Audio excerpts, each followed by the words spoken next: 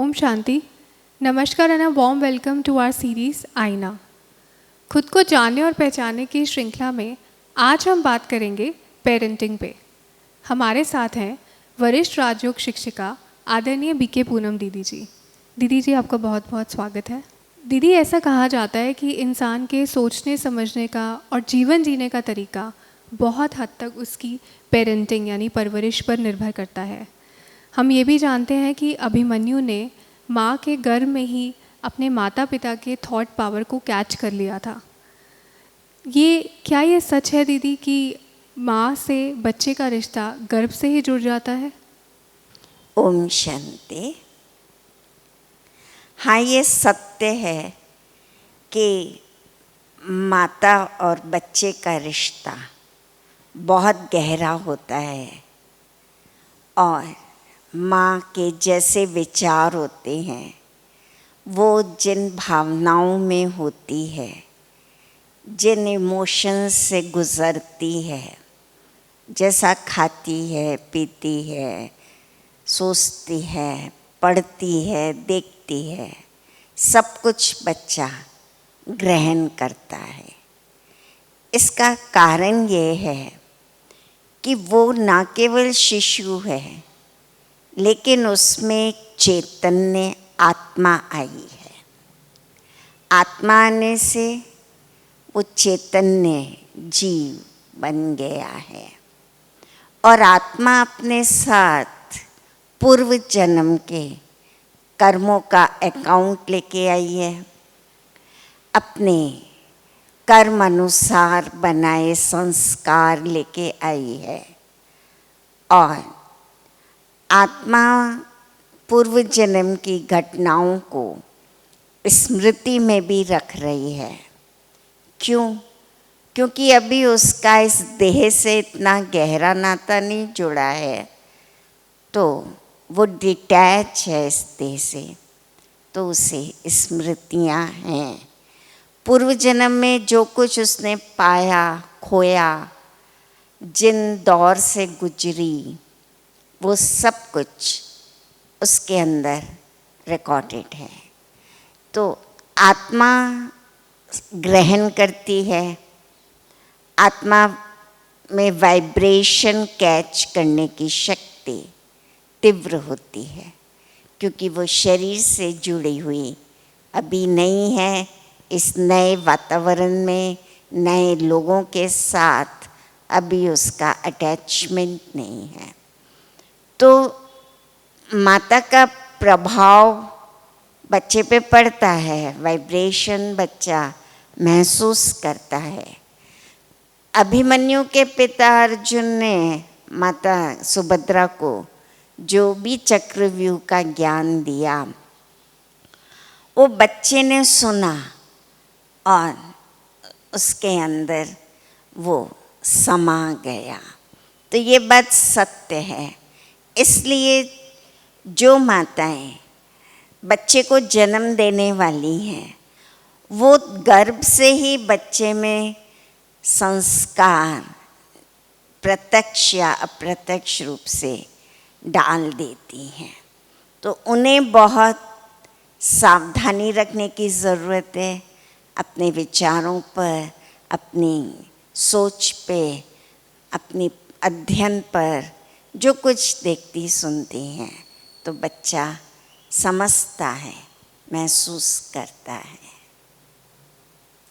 इसलिए गर्भावस्था से ही ट्रेनिंग दी जाए माता को और उसकी सोच ऊंची बनाई जाए, उसके कर्म श्रेष्ठ हों, तो बच्चा जरूर उस बात को लेगा। दीदी, आज पेरेंट्स बच्चों को फिज़िकली स्ट्रॉन्ग बनाने के लिए सब कुछ करते हैं। अलग अलग क्लासेस ज्वाइन कराते हैं, तरह तरह के विटामिन सप्लीमेंट्स देते हैं, पर इमोशनली स्ट्रॉन्ग बनाना भी उतना ज़रूरी है। तो बच्चों को इमोशनली स्ट्रॉन्ग कैसे बनाया जाए? फिज़िकली स्ट्रॉन्ग बनाने के लिए तो पूरी कोशिश करते हैं, क्योंकि शरीर प्रत्यक्ष है, नज़र आता है। शरीर को हेल्दी डाइट मिलेगी तो शरीर स्वस्थ रहेगा और बच्चे की एजुकेशन पे भी उनका पूरा ध्यान रहता है कि बच्चे पढ़ लिख के काबिल हो जाएं और उन्हें उनका भविष्य भी दिखाई देता है कि बच्चे अगर अच्छी डिग्री लेंगे तो जीवन उनका संवर जाएगा। लेकिन वो केवल शरीर नहीं है, उसमें एक चैतन्य आत्मा है और आत्मा की 3 शक्ति मन, बुद्धि, संस्कार है। तो मन को भी सशक्त बनाने की ज़रूरत है, बुद्धि भी श्रेष्ठ और दिव्य हो, बुद्धि में निर्णय शक्ति अच्छी हो और संस्कार भी हमारे सुंदर हो। तीनों पर ध्यान देना होगा। अब मन को सशक्त बनाने के लिए मन में नेगेटिविटी आती है, व्यर्थ आता है, गलत आता है, तो बच्चे को शुरू से ही सोच अपनी कैसे पॉजिटिव की जाए ये बताना है। पॉजिटिव थिंकिंग के साथ साथ पॉजिटिव एटीट्यूड ज़्यादा इम्पॉर्टेंट है। हर बात को वो सही रूप में ले, बुराई में भी अच्छाई ढूंढे, अकल्याण में भी कल्याण देखे, हर इंसान के गुण देखे, अवगुणों पे ध्यान ना दे।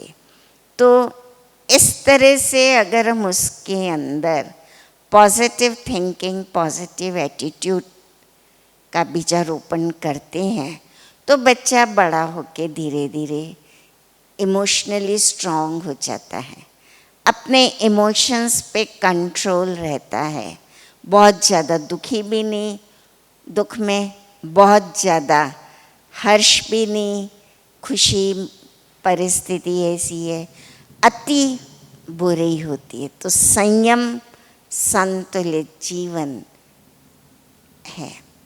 और फिर अध्यात्म में सिखाता है जीवन खेल है, खेल में उतार चढ़ाव, हार जीत, हंसना रोना होता है, तो कोई बात नहीं, असफलता मिली पुनः प्रयास करेंगे, सफल हो जाएंगे, हानि हुई फिर से इसकी भरपाई कर लेंगे अपने कौशल से, बुद्धि से, लगन से।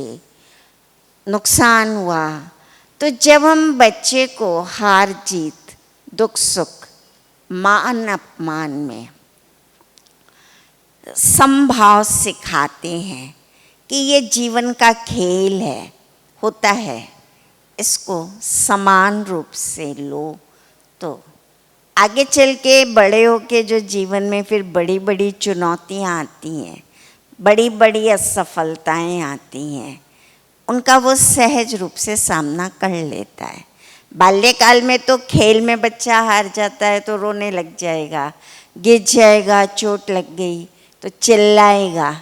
ऐसे छोटी छोटी बातों में भी बच्चे को अगर सकारात्मक बनाया जाए, खेल में हार हो गई तो बच्चे को सिखाया जाए रोते क्यों, कल तुम जीत जाओगे, चोट लग गई कोई बात नहीं, ठीक हो जाएगी, गिरेंगे तभी तो उठेंगे, तभी तो आगे बढ़ेंगे, तो ये तो हल्की सी है, सहन करना है, शक्ति अपने अंदर सहन शक्ति रखनी है।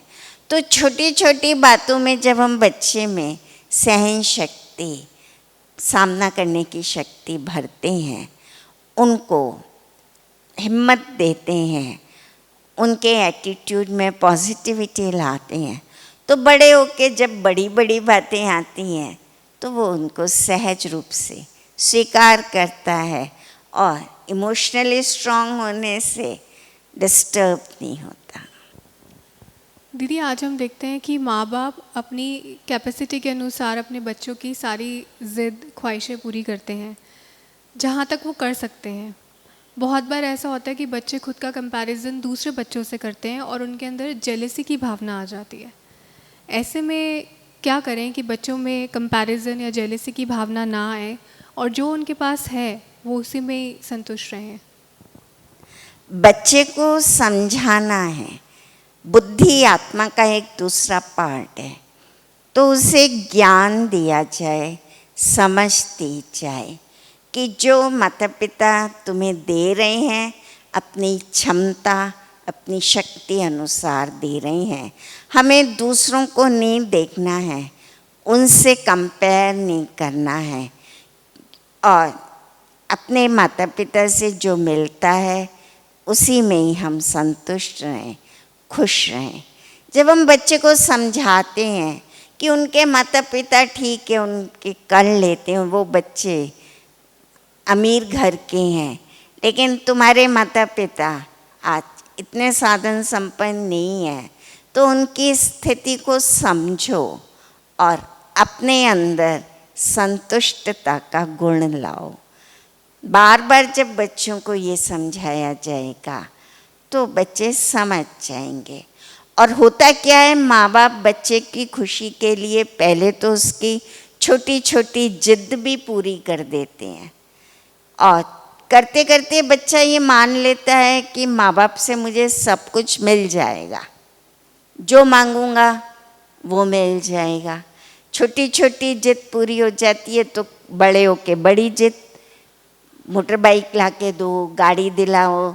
अब वो माँ बाप के लिए संभव नहीं होता है, तो माँ बाप को भी बच्चे की हर जिद नहीं माननी चाहिए। जितना संभव है उतना ही करें, ना भी कहें, और बच्चा ना को स्वीकार भी करे। जब बच्चे झगड़ालू हो जाते हैं, ज़्यादा शोर मचाते हैं, तो हम उनको खुश करने के लिए वो चीज़ दिला देते हैं। ना का मतलब ना, चाहे बच्चा कितना रोए, कितना झगड़ा करे, कितना चिल्लाए, कुछ भी करे, हमने ना कर दी तो ना है।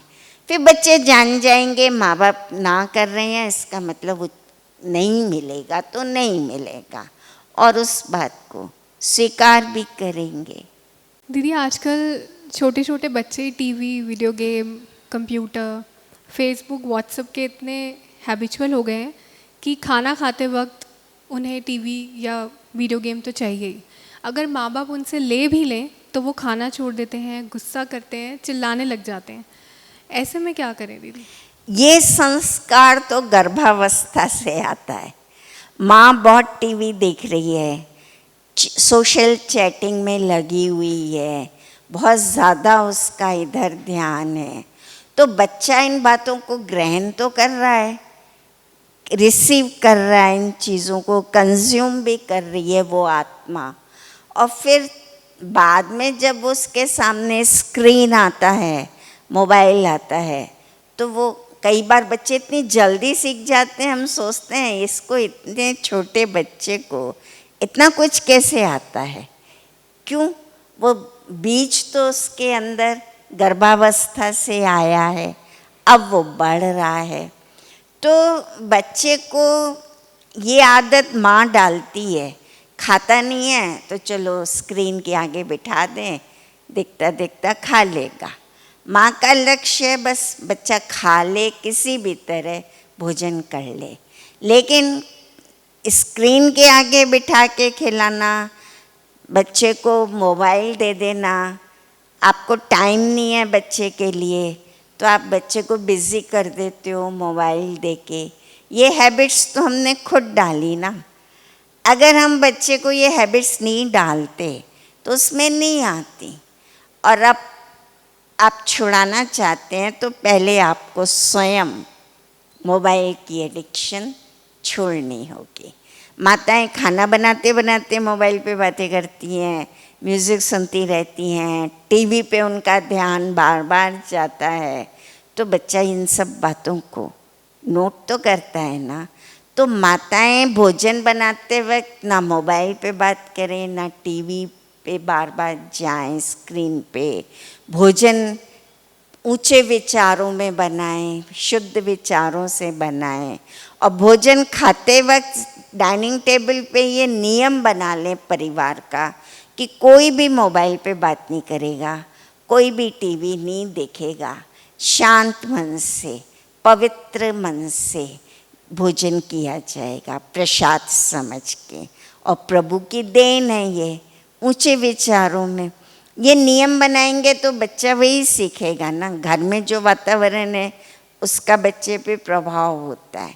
शुरू में आपको आदत छुड़ाने में थोड़ी मेहनत तो होगी। बच्चा रोएगा, चिल्लाएगा, खाना छोड़ देगा, गुस्सा करेगा, लेकिन वो भी तो एडिक्ट हो गया है ना। लेकिन आप धैर्य रखो। नहीं खाता है, कितने दिन नहीं खाएगा, भूख लगेगी तो अपने आप खाएगा। तो इसके लिए फिर प्रयास करना पड़ता है। तो कोशिश यही की जाए कि ये एडिक्शन ही पैदा ना हो, और पहले तो हम लोग इससे मुक्त हों। हम स्क्रीन, टीवी, मोबाइल, इन सब को लिमिटेड रूप में प्रयोग करें, सीमा रखें उपयोग करने की। जहाँ आवश्यक है, जितना आवश्यक है प्रयोग किया जाए। बार बार मोबाइल चेक कर रहे हैं, बार बार मैसेज देख रहे हैं, यहाँ तक कि मोबाइल में इतने बिजी हैं कि बच्चे को दूध पिलाना है तो वो कहीं और जाके दूध गिरता है, बॉटल कहीं और जा रही है, माँ को ये भी नहीं ध्यान रहता है। तो ये सब चीज़ें हमें अपने से शुरू करनी होगी, हम इन चीज़ों से दूर रहें। दीदी, आजकल बच्चों की फ़िज़िकल एक्टिविटी बहुत कम हो गई है। ऐसे हम बच्चों को किस तरीके से मोटिवेट करें कि वो आउटडोर गेम्स में जाएं, फ़िज़िकल एक्टिविटी ज़्यादा करें? बच्चे को महत्व समझाओ फिज़िकल एक्टिविटी का। मसल्स स्ट्रॉन्ग होती हैं, बॉडी बिल्डअप होता है, आपकी फिज़िकल एनर्जी बढ़ती है, कार्य करने की क्षमता बढ़ती है। इम्पोर्टेंस बताई जाए। खुद पेरेंट्स बच्चों के साथ बाहर बैडमिंटन खेलें, क्रिकेट खेलें बच्चों के साथ, और कई ऐसे गेम्स हैं माँ खेल सकती है। जैसे हम पहले छोटे थे तो हमारे साथ वो क्या बोलते हैं, छुपन छुपाई माँ खेलती थी, तो भागते थे ना, इस कारण। रिंग खेलती थी हमारे साथ, उसमें हमारी दौड़ हो जाती थी, बॉल खेलती थी। तो बच्चों को ऐसे मोटिवेट किया जा सकता है। और जब माँ खेलती है साथ में तो बच्चे बहुत खुश हो जाते हैं, और फिर उनमें धीरे धीरे इंटरेस्ट बढ़ जाता है। दीदी, बहुत बार ऐसा होता है कि बच्चे बहुत ज़िद करते हैं, माँ बाप के बहुत बार समझाने के बाद भी उनकी बात नहीं मानते। ऐसे में कभी तो पेरेंट्स गुस्सा करके या कभी कभी मार के भी समझाने की कोशिश करते हैं, तो क्या ये सही है? बच्चा इतना कोमल मन होता है कि उस पर बुरा असर पड़ता है। आप मारेंगे, वो बहुत अपने आप को डिप्रेस फील करेगा, कह नहीं पाएगा, लेकिन अंदर से बहुत ज़्यादा टूट जाता है। क्रोध करेंगे तो बच्चा समझता तो नहीं है किस बात पे क्रोध किया जा रहा है, लेकिन वो क्रोध उसको अंदर से टेंशन में ला देता है। अब प्यार से समझाओ, 1 बार 2 बार 3 बार, फिर छोड़ दो। नहीं तो बहुत ज़्यादा पीछे पड़ते हैं, दबाव बच्चा महसूस करता है, और दबाव में आके वो नहीं सीखता है। कुछ चीज़ें समय अनुसार सीखी जाती हैं। आप कुछ समय छोड़ दो, फिर वो बात बच्चे को बताओ। अब नहीं मान रहा है तो क्या कहेंगे, उसके पूर्व संस्कार ऐसे हैं। कुछ उदाहरण देके भी हम बता सकते हैं, और ज़रूरी नहीं है हर बात माने। हम क्या अपने बड़ों की हर बात मानते थे या मानते हैं? हमें आत्मा की इंडिविजुअलिटी को एक्सेप्ट करना है। हर आत्मा का स्वभाव अलग है, हर एक के संस्कार अलग हैं, हर एक की सोच अलग है। वो बच्चा नहीं, एक आत्मा है, उसकी सोच अपनी है, उसके संस्कार अपने हैं, उसकी आदतें अपनी हैं। आप ट्रेनिंग दे सकते हैं, उसको गाइड कर सकते हैं, काउंसलिंग कर सकते हैं, फिर भी नहीं परिवर्तन आता है या वो नहीं मानता है तो आप छोड़ दो, बाद में शायद समझ जाए भला बुरा क्या है उसका। दीदी, जैसे आपने कहा कि उनको छोड़ दो अगर वो नहीं समझते हैं, शायद उनका संस्कार होगा, अब वो हमारे गुस्से से भी नहीं डर रहे, हम उन्हें किसी भी तरीके से उनमें खौफ नहीं ला पा रहे हैं, तो ऐसे में क्या बच्चे बिगड़ नहीं जाएंगे? थोड़े समय के लिए छोड़ो ताकि वो प्रेशर महसूस नहीं करें कि हमारे ऊपर बहुत प्रेशर आ गया। आप उनको वार्निंग दे दो, उनकी प्रिय चीज़ से उनको वंचित कर दो, बात करना बंद कर दो। बात नहीं करते हैं पेरेंट्स तो बच्चे परेशान हो जाते हैं। उन्हें पनिशमेंट इस रूप में दो, जैसे कृष्ण जी के लिए दिखाते हैं, माता उनको बांध देती थी, उनको प्रिय चीज़ से वंचित करती थी। तो इस तरह के पनिशमेंट तो दिए जा सकते हैं, लेकिन मारना पीटना ये उपयुक्त नहीं है। फिर बड़े होके बच्चे क्या करेंगे? आपको मारेंगे। आपसे सीखा है, आपको मारेंगे। तो यहाँ बार बार सुधारने के लिए थोड़ा हमें ट्रेनिंग, काउंसलिंग, मोटिवेशन देने की ज़रूरत पड़ती है। बच्चे को मोटिवेशन दो। आज दीदी से बात करके हमने ये जाना कि हमें बच्चों को सिर्फ फिज़िकली स्ट्रॉन्ग नहीं बल्कि इमोशनली भी स्ट्रॉन्ग बनाना है। अच्छी परवरिश का मतलब ये नहीं कि हम बच्चों की हर मांग को पूरा करते रहें, बल्कि हम उनको सही और गलत का फ़र्क समझाएं और वो करें जो उनके आने वाले भविष्य के लिए सही हो। दीदी आपका बहुत बहुत शुक्रिया। आपसे अभी हम इजाज़त लेंगे। आपसे अगले हफ्ते फिर से मुलाकात होगी। इसी विषय के और पहलुओं के बारे में हम चर्चा करेंगे। तब तक के लिए ओम शांति।